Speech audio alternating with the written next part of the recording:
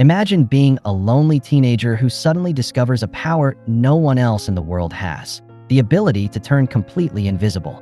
At first, it feels like a dream come true, until he realizes that with this strange gift comes danger. Let's dive in straight up.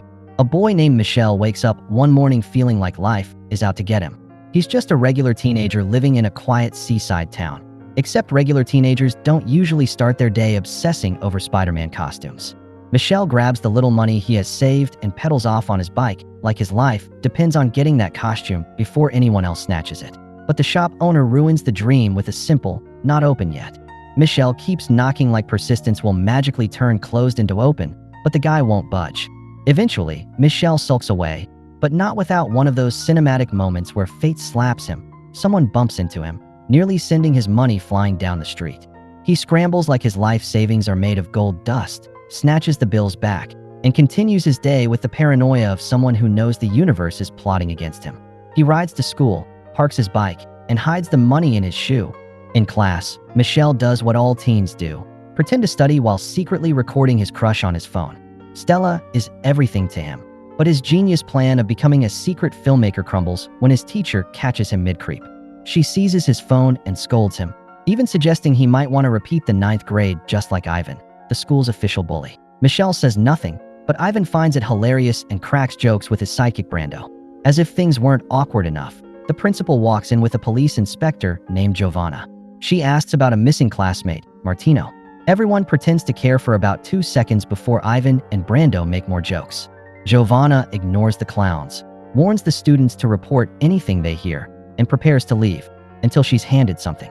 She looks straight at Michel like she's caught him stealing the Mona Lisa. Then she walks over and says he forgot his lunch. That's right, the scary inspector is actually his mom. Michel dies a little inside as Ivan and Brando burst into laughter, mocking him for being mommy's boy.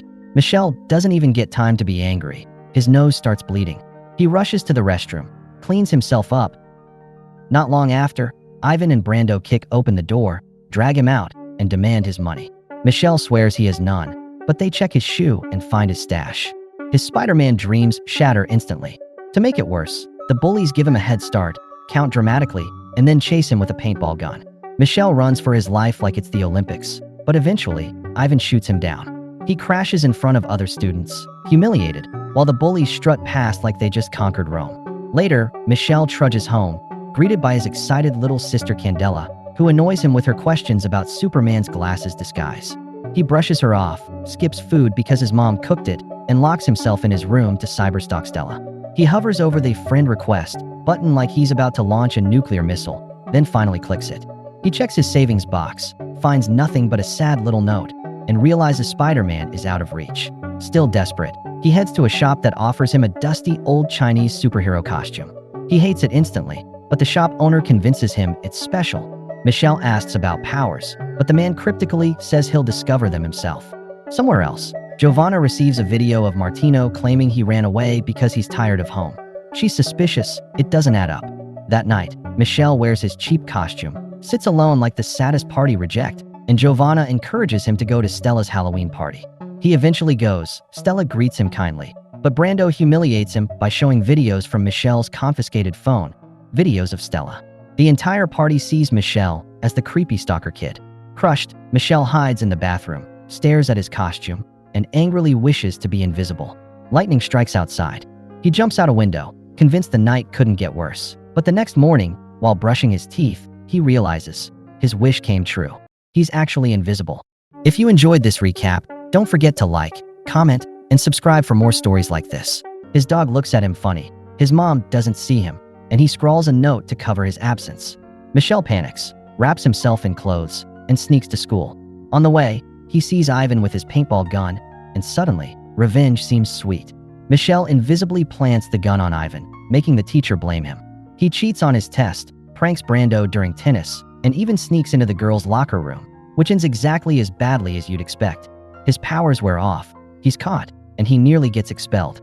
Giovanna is furious. Meanwhile, a police psychologist named Basilai arrives to announce Brando is missing, just like Martino.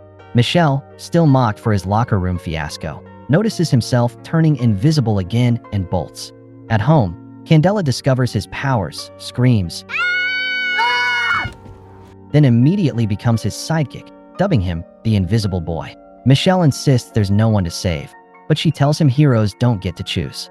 Giovanna later worries to Basili that Michelle knows he's adopted. Michelle overhears this bombshell, runs to the beach to brood, and runs into Stella. Invisible, he communicates with her by drawing a smiley face in the sand. To his surprise, she's not afraid. She even offers him candy. For once, Michelle feels seen, even while invisible. But then he notices a strange blind man who somehow seems to see him. That night, Michelle sneaks into Stella's house, nearly reveals himself, but flees when his powers start fading. Candela convinces him to tell Stella the truth. Michelle never gets the chance. Stella is kidnapped at the gym by a masked man. Michelle witnesses it, powerless to stop it, and confesses to Giovanna that he failed. Stella wakes in a lab with Martino and Brando.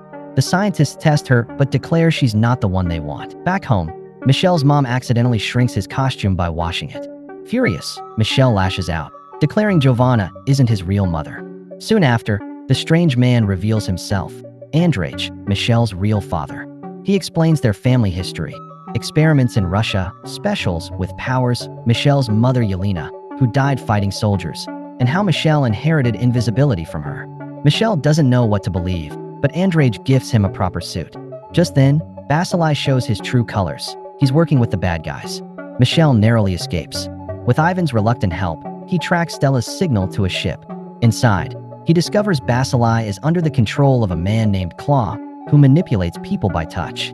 Worse, Claw claims Michelle's mother is still alive and working with him. Michelle fights, rescues Stella, Martino, and Brando, but Stella betrays him under Claw's influence.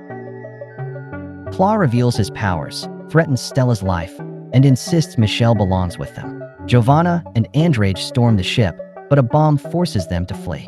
Claw escapes with Michelle on a submarine, insisting Yelena awaits. Michelle rebels, unleashes his rage, and triggers an explosion that frees him and Stella in a safety capsule. They resurface, reunited with everyone.